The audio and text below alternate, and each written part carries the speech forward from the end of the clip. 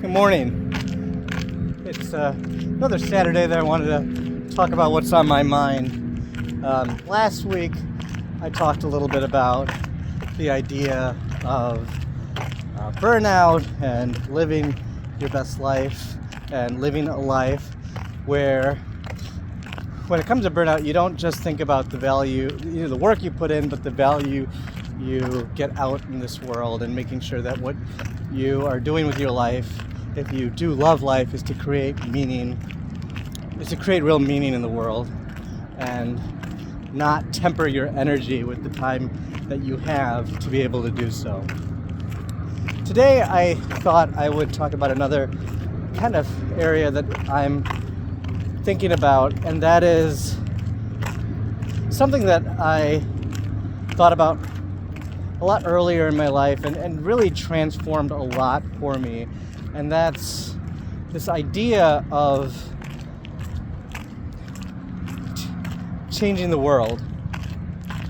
The idea of changing your world it's part of the narrative. It's part of the narrative of our life, and it's a part of our wiring to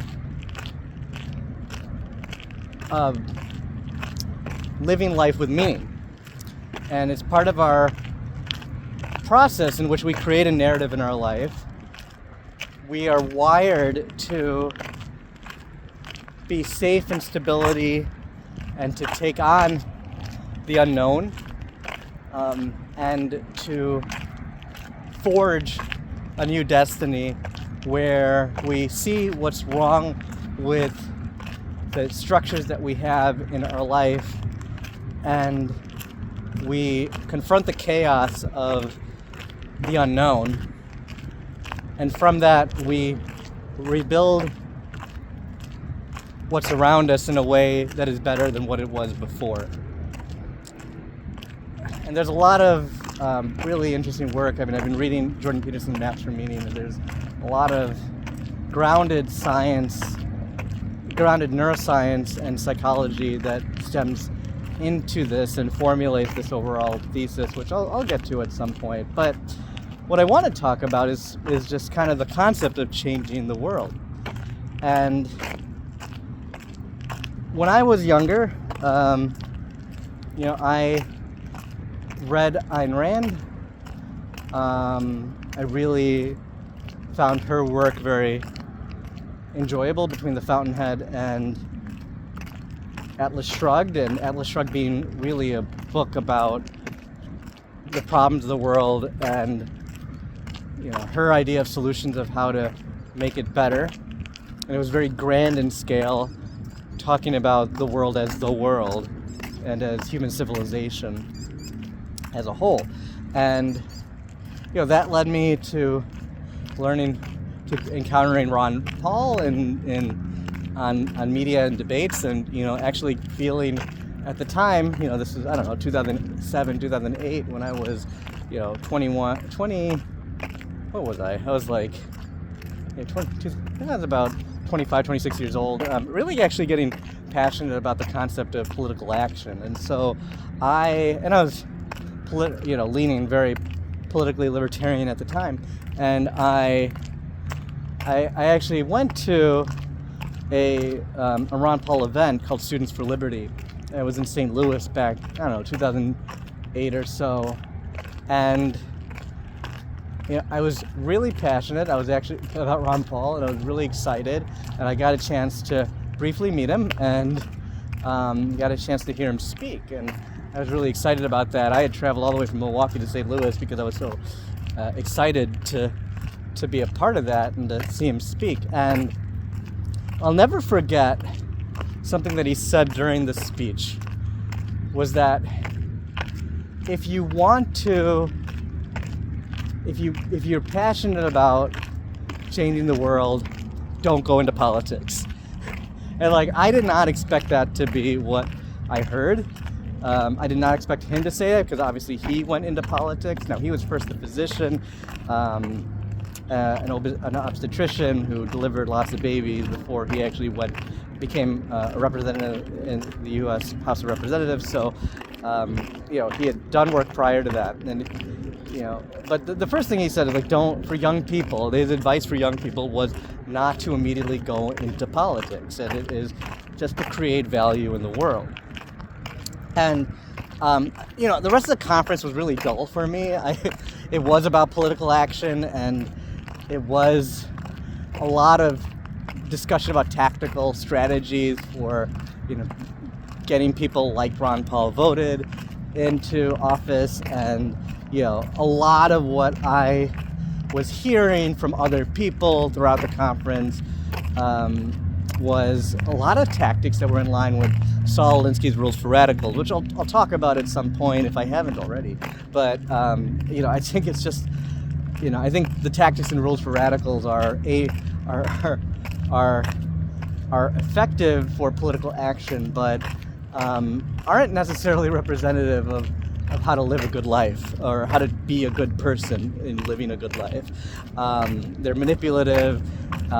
They manipulate the human psyche, and they're disruptive, and they probably are effective in getting votes, but I think you are compromising your values when you absorb and embrace some of those tactics. So that's something I just walked away from really surprised by and shocked and really pensive about. And then later in my life I came across another individual, Stefan Molyneux, who's still online, and he's gone through a lot of controversies, and I don't want to get into all of that right now, but one of the things he's a very intelligent individual, and he has had an impact on my life and outlook in terms of how to live a good life. I think what he focuses on has changed over the years, and therefore I have very mixed opinions about him at present. However, he said a lot of things, he said and wrote a lot of things back in 2008, 2009 when I first encountered his work and had the chance to meet him that I really do embrace and really do think are valuable. And one of the things that I really appreciated was his opinion, at least at that time, regarding political action.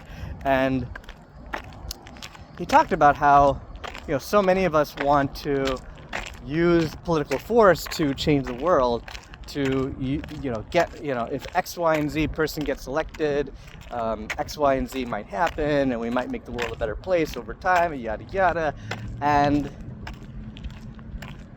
all the ways that people try to get somebody elected. But it's one of the things I appreciated was that he challenged the idea that if you can you get people in your own family to vote for who you think should get voted for?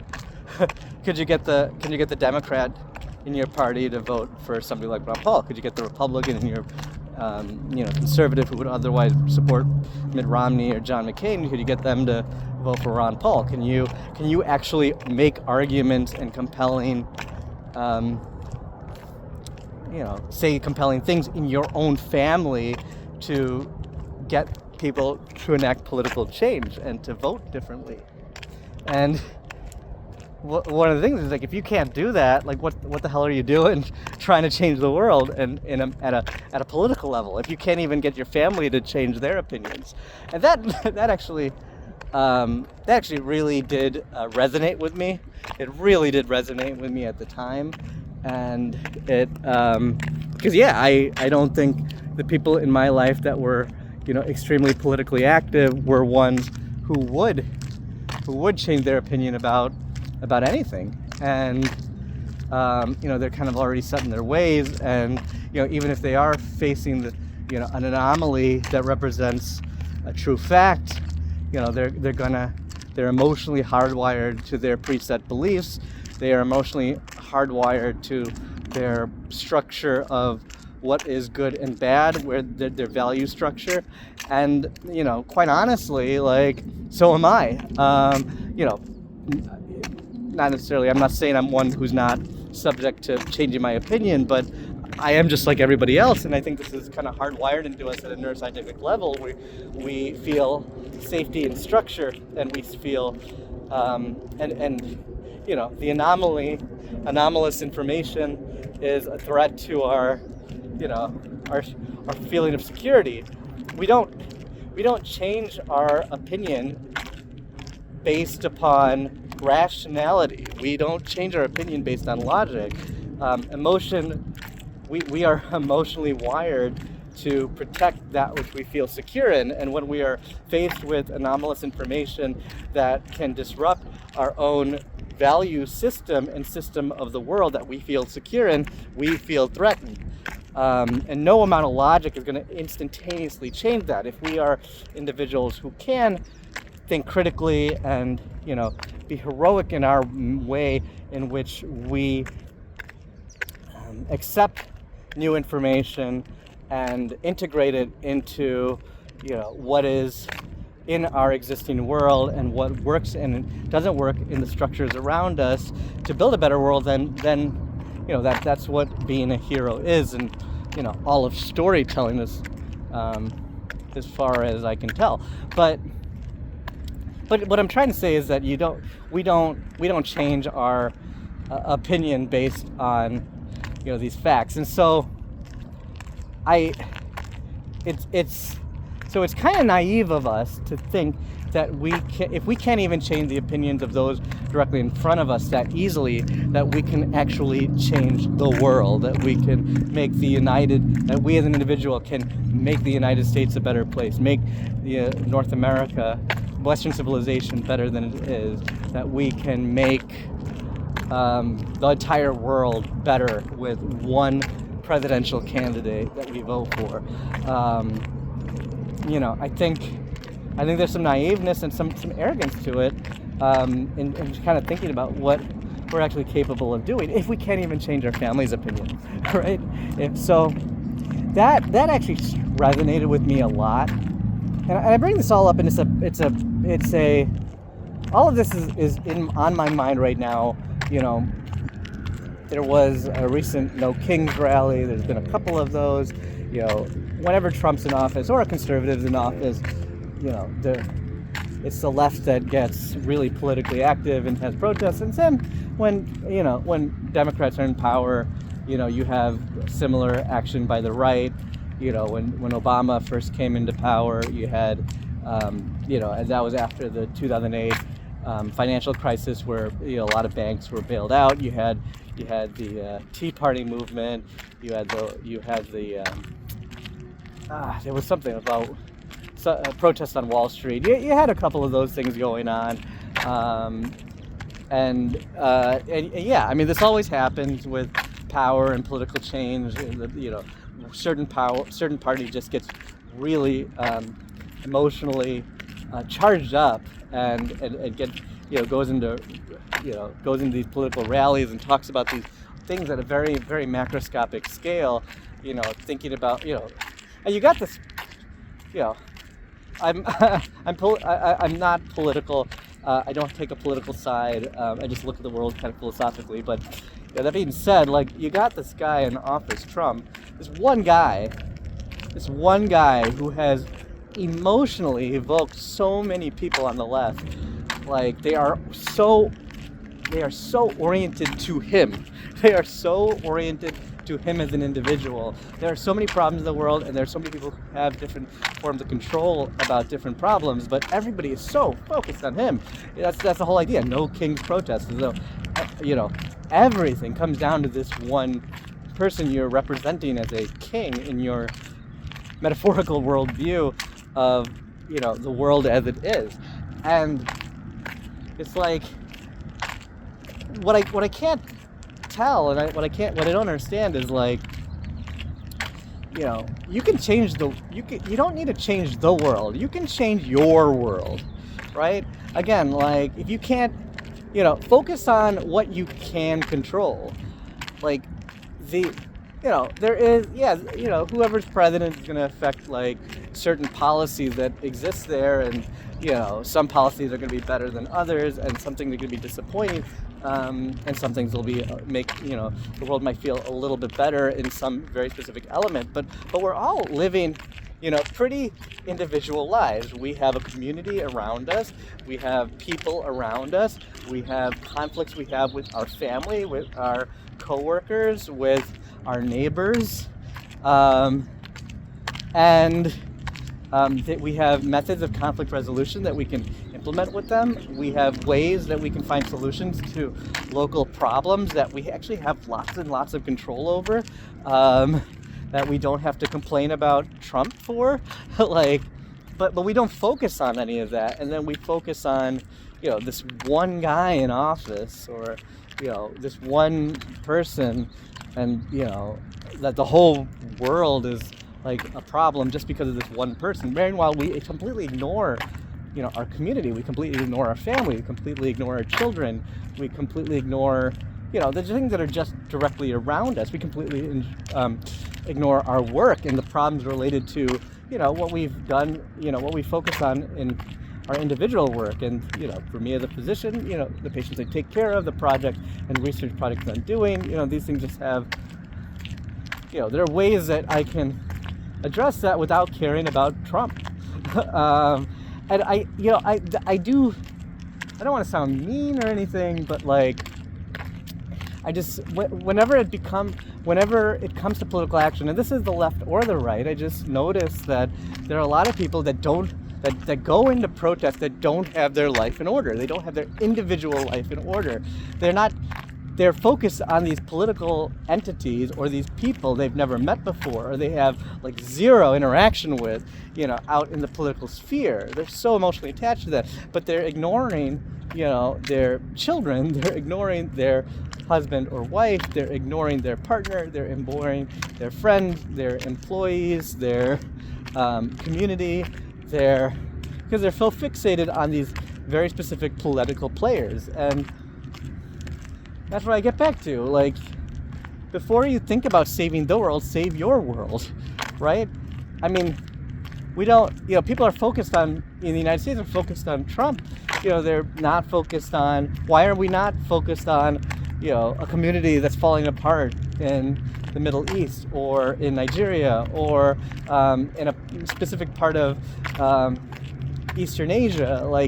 There's so much scope that's out there, and, there's so much scope of problems that can happen, and we know and acknowledge that we're just not in a position to put our focus and attention on specific locations in specific places, and that's totally fine. I mean, we're just human. There's only certain things that we can control and not control.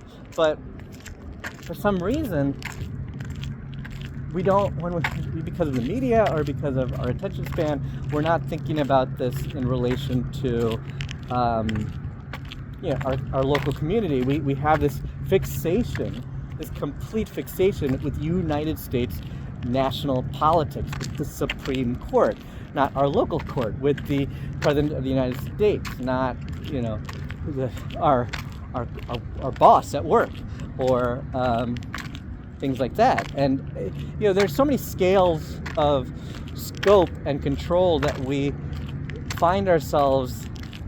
We just find ourselves, thinking about the things that we can't control and getting frustrated with it, rather than focusing on the things that you can control. So I think that's the focus of what I want to talk about today. My main thing is to focus on your controlling your world. Focus on changing your world. Focus on making your world a better place. Understand what your world is. It's going to be the people around you that you love, the people around you that you care about, the people, the community that's around you, where you have specific knowledge and skills to make a difference. Make a difference there. Change that world, because you can. You have that.